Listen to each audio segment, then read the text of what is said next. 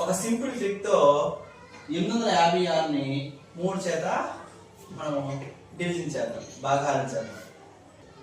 ఇప్పుడు మనం 3 తో డివిజన్ చేయాలి కాబట్టి 8 లో ఎన్ని 3s ఉన్నాయి రాద్దాం. ఫస్ట్ 1 2 3 4 5 6 7 8.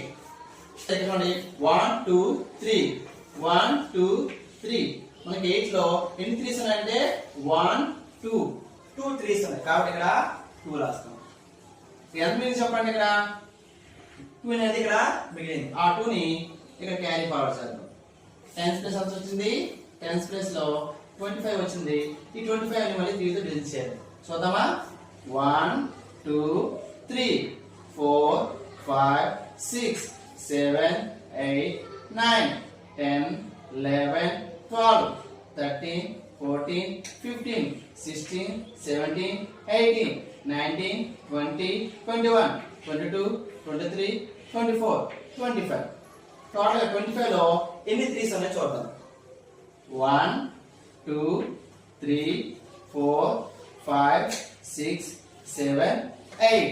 ఆ 8 ని మనకి 10s ప్లేస్ లో ఓకేనా.